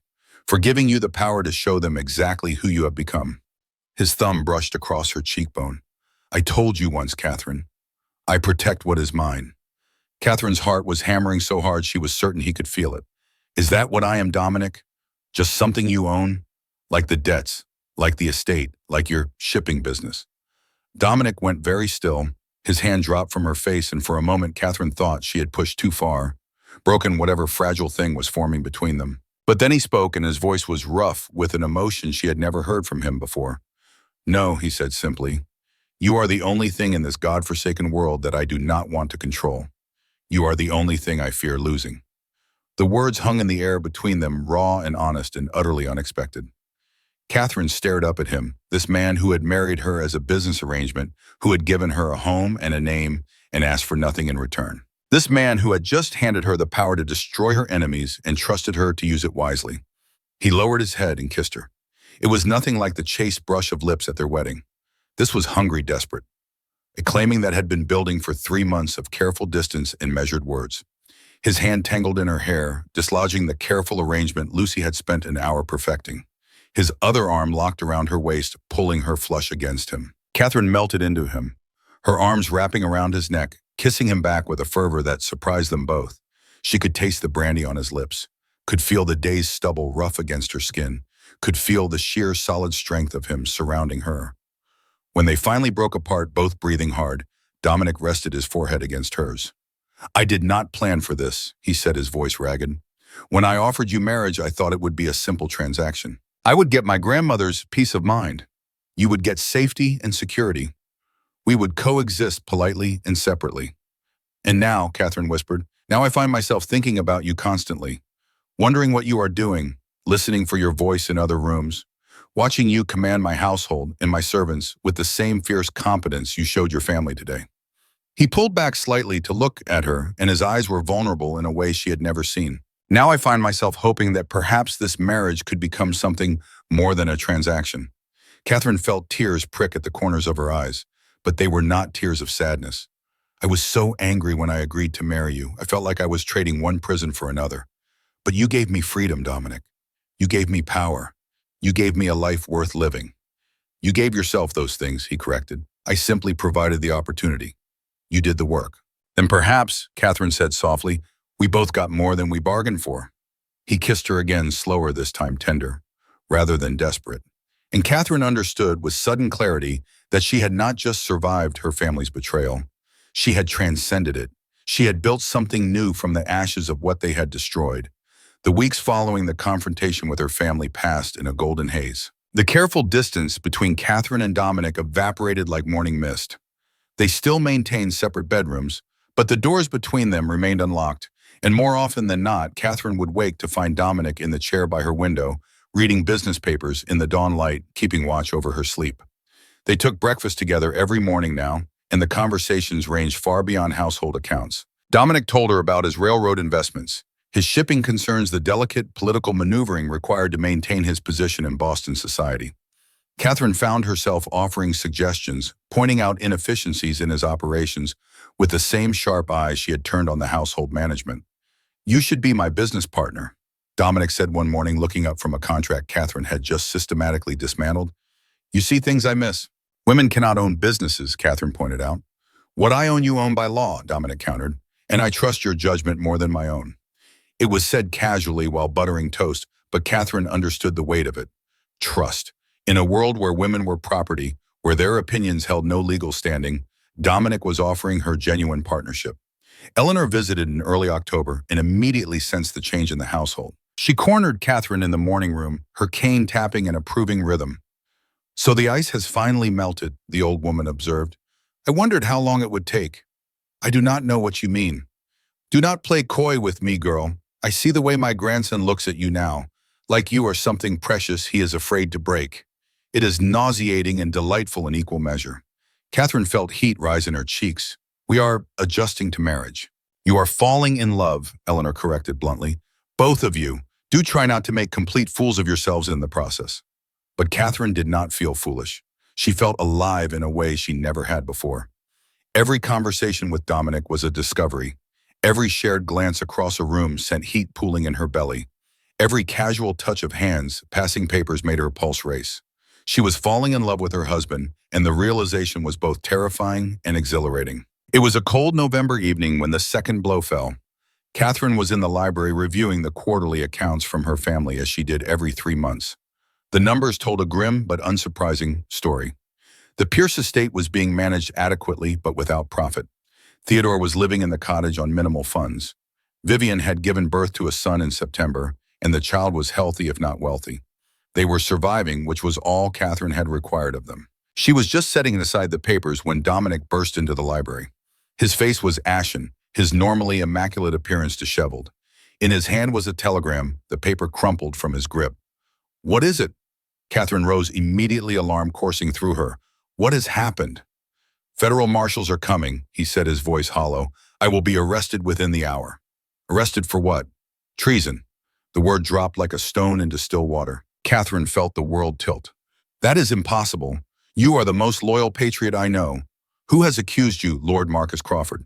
Dominic sank into a chair, the telegram still clutched in his hand. "A business rival I ruined 3 years ago. He has apparently been waiting for his moment of revenge. He claims my shipping interests are a cover for funding Southern sympathizers planning insurrection. That is absurd. Your entire fortune is built on Northern trade. Truth is irrelevant when the accusation is treason. The federal government will seize all my assets pending investigation. I will be held without bail at Fort Warren in the harbor." His steel gray eyes met hers, and Catherine saw fear there for the first time. "They could execute me, Catherine, or at the very least destroy everything I have built." The marshals arrived 20 minutes later. Catherine stood in the entrance hall and watched them clap irons on her husband's wrists as if he were a common criminal. Dominic did not resist. He simply stood tall and allowed them to lead him away, but not before catching Catherine's eyes one last time. "Be strong," he mouthed. Then he was gone, bundled into a black carriage that disappeared into the snowy night. Catherine stood frozen in the doorway until Mrs. Croft gently touched her arm. "Mrs. Sterling, what should we do?" Catherine turned to face her housekeeper, her household staff, all of them looking to her for guidance with frightened eyes. Dominic was gone. His assets would be frozen. The Sterling name was about to be dragged through the mud, and Catherine was the only one left to hold the fortress. She felt the old rage kindle in her chest, the same fury that had carried her through her sister's betrayal. But underneath it was something new, something Eleanor had taught her and Dominic had reinforced. She was not a victim anymore. She was Catherine Sterling, and she did not break. "We fight," she said, her voice ringing clear in the marble hall. "Send for Eleanor immediately. Send for Mr. Davies, the solicitor. And Henderson, I need every document we have on Lord Marcus Crawford, business dealings, social connections, everything." Mrs. Croft's eyes widened. "Ma'am, the federal government can be fought if we have the right weapons. Dominic is innocent, which means Crawford is lying, and liars always leave trails." Catherine's jaw set with determination. "My husband stood up for me when I needed him. Now I will do the same for him." She gathered her skirts and strode toward Dominic's study, her mind already racing through possibilities. She had perhaps 3 days before Crawford's accusations would become public knowledge and irreparably tarnish the Sterling name. 3 days to save her husband.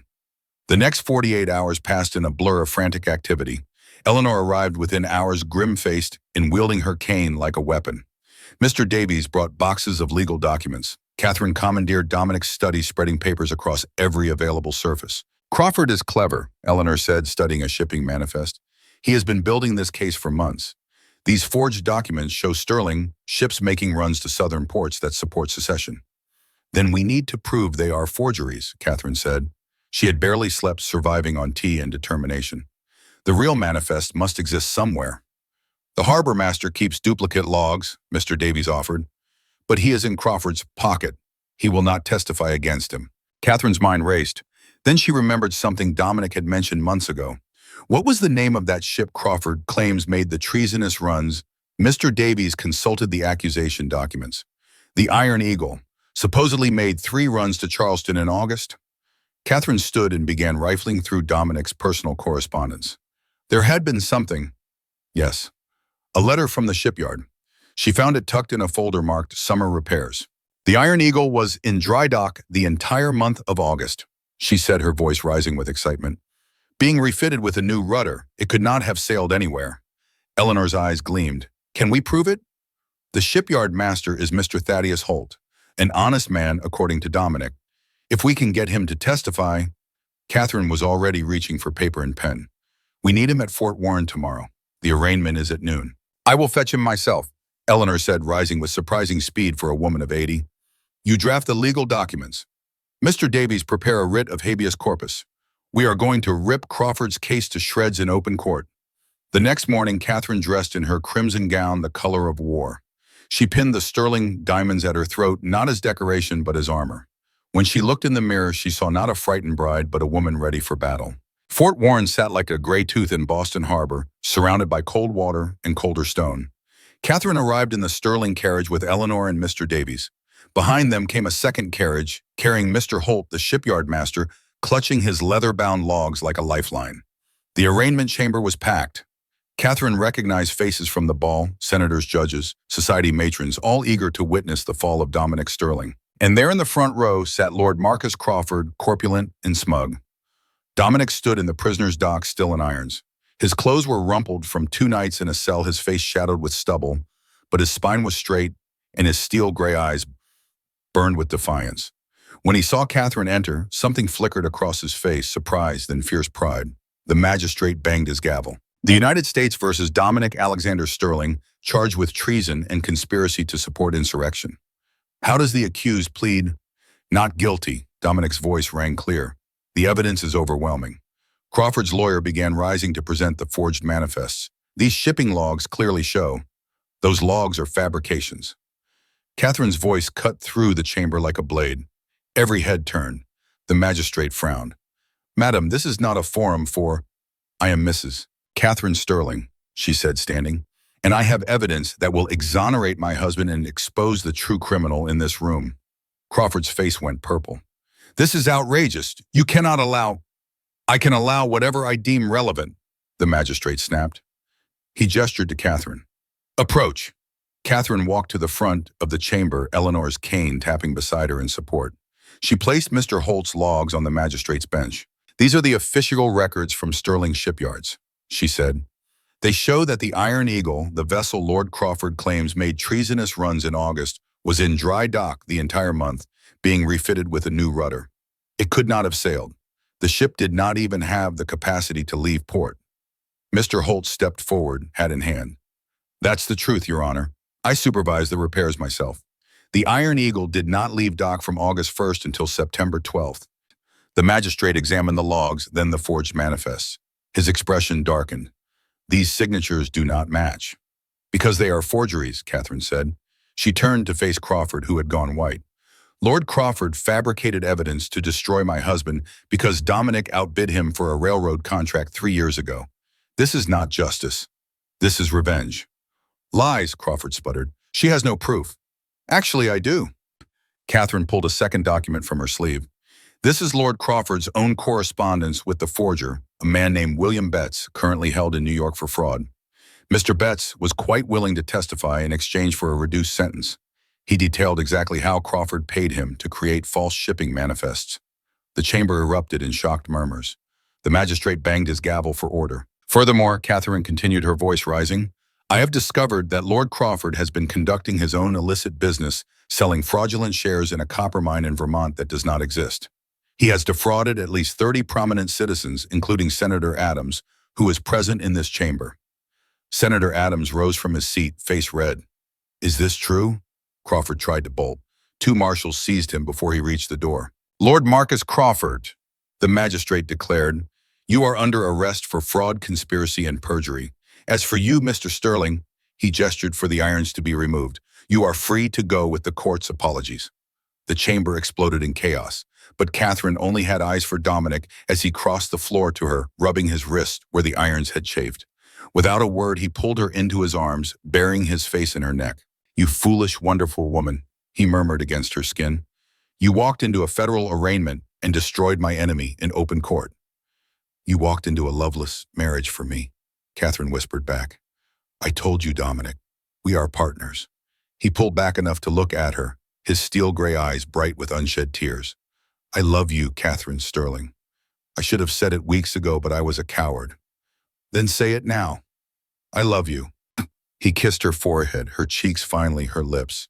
"I love you, and I will spend the rest of my life proving it." Around them, the court officials were dragging Crawford away, but Catherine barely noticed. She had her husband back. She had won. They were free, summer 1816. Sterling Country Estate, Berkshire Mountains, Massachusetts. The gardens bloomed in riots of color roses and lavender and wild daisies that Catherine had planted herself. The air was thick with the hum of bees and the distant laughter of a child. Catherine stood at the garden gate, one hand resting on her swollen belly, their second child due in autumn, and watched Dominic chase their son across the lawn. Grayson Sterling was 2 years old with his mother's dark hair and his father's steel gray eyes. He shrieked with delight as Dominic scooped him up and spun him in a circle, both of them collapsing on the grass in a tangle of limbs and laughter. "Again, Papa, again?" "One more time," Dominic gasped, tickling the boy until he squealed. "Then we must let your mama rest." Catherine smiled, her heart so full it ached. This was not the life she had planned. It was better. The crunch of wheels on gravel announced a visitor. A carriage bearing the Sterling crest pulled to a stop, and Eleanor emerged leaning heavily on her cane but very much alive, despite the doctor's dire predictions 3 years ago. "Grandmother?" Grayson broke free from Dominic and ran to Eleanor, who caught him with surprising strength. "There is my favorite scoundrel," she said, ruffling his hair. "Have you been giving your parents trouble?" "Always," Catherine said, kissing Eleanor's cheek. "The doctor said you should rest more." "The doctors have been saying I should be dead for 2 years. I have decided to ignore them." Eleanor's sharp eyes took in Catherine's condition. "When is the next one due?" "October." "Good. The Sterling line needs heirs." She looked at Dominic, who had joined them, grass still clinging to his hair. "You look ridiculous." "I am happy, grandmother. There is a difference." Eleanor's expression softened. "Yes, I can see that." They walked toward the house together, Grayson chattering about the butterfly he had caught that morning. Catherine felt Dominic's hand find hers, their fingers intertwining with the ease of long practice. "Do you ever regret it?" he asked quietly as they reached the terrace. "The scandal, the sister you lost, the life you left behind." Catherine looked out over the gardens, then at the man who had given her the world. She thought of that girl locked in her bedroom, terrified and alone. That girl was gone. In her place stood a woman who had built an empire from ashes. "I did not lose a sister, Dominic. I lost a shadow that was blocking my son." She stood on her tiptoes and kissed him, tasting grass and laughter and home. "I have no regrets, only gratitude that they broke my heart. For if they had not, I never would have let you heal it." Dominic smiled, the true unguarded smile of a man finally at peace. He pulled her close, his hand resting protectively over their unborn child. "Come, Mrs. Sterling," he said. "Our life is waiting." Catherine took one last look at the summer sky, at the roses blooming wild and free, at her son learning to pick the garden gate lock with a hairpin. Eleanor had given him some skills were worth passing down at the husband who had offered her freedom when everyone else offered chains. She had been the forsaken bride left at the altar and locked in a room. But she had become Catherine Sterling, wife, mother, partner, warrior. And that made all the difference.